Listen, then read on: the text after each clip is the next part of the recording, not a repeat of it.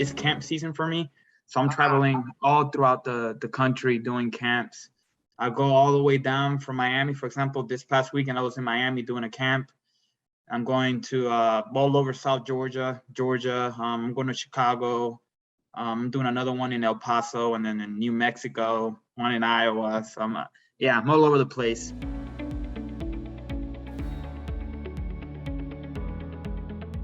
When I started wrestling, I started wrestling in high school. I moved to the Dominican Republic when I was 15, 16 years old, and wrestling completely changed my life.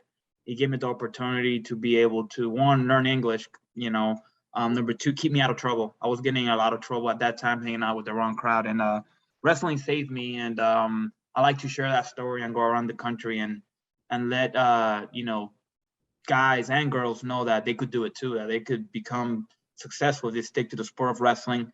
And they could earn a scholarship, they could get out of whatever situation they're at. And I think it's important for me to go around and do that, because at that time I didn't have nobody that told me, hey man, you're an inner city guy, you could get a chance to get out of the hood and go out and get a degree. You could be the first one to graduate from college from your family. And I think it's important for me to go and do that. And that's just part of my my brand. I think I need to trying to get into as many people as I can and let them know that wrestling could change lives. And that's what I do.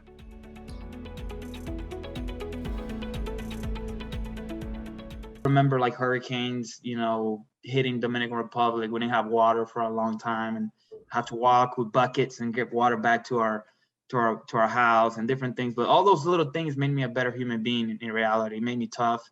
It made me appreciate the things that we do have now. And that's what I tell a lot of kids, like, hey, people where I'm from right now, they'll do anything to get a pair of your shoes that you have right now. They will do anything to have the ability to be here doing a sport. They will do anything to just have the opportunity that you get here in the United States of America, and I make sure I tell those guys that, like, there was times that, we'll go, we didn't have as much food and we have to share with a whole bunch of people, or we had to wait for my mom to send money to, to make ends meet, So it was really tough, but it made me a tougher human being. Miami, inner city, lots of things to do, bad influences, a lot of drugs, a lot of gang activity. So when I first got to South Dade High School, that's where the high school that I went to, I was just hanging out with the Spanish kids that were kind of like put to the side because we didn't know English. We couldn't get along with the other kids. And I just kept getting into fights. Because one, I didn't know English, and in Dominican Republic things are a little bit different. Like here, for example, people would pick on me because I didn't know English and things like that, and people were being mean, and I was a little guy. I was weighed like 90, 80 pounds, and I thought I was tough, so I just kept getting in fights and getting beat up. I won some, but I got beat up a lot of times. But now I look back at it, it was just like I was trying to just be rebellious in a way, because one, I didn't want to come to the United States. I wanted to stay in the Dominican Republic, and my mom thought that it was going to be better for me to get an education and learn English, use my American citizenship and rights that I have here. Like in Dominican Republic, it's hard. Education is not the same. So I was taking a lot of things for granted. I was being rebellious.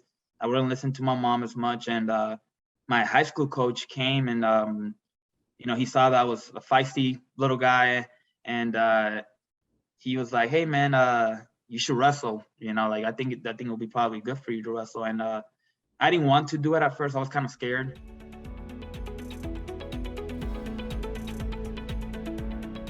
There was a guy named Margarito, one of my friends. I don't keep up with him as much. I probably should text him after this. He was like, hey man, you need to come hang out with me. You need to come wrestle. And I was like, you know what? And he was one of he was one of the cool guys, but he'll hang out with the Spanish group and stuff, but he also knew English. So he kind of like was in between. So he basically told me, hey, Omi, I think you could wrestle, man. Just come do it. Come join me. And since then it was history. I bought into South Dade wrestling. My coach became kind of like a father figure. I stopped doing, stupid stuff. I started getting into fights. I started getting into trouble. My confidence went up. My reading comprehension went up because I started like reading wrestling books. And, one of the coaches at South Dade knew Spanish, which is Coach Duck. And he put me under his wing. He taught me technique. He mentored me. And, I am the man that I am today because of those two coaches that poured into me.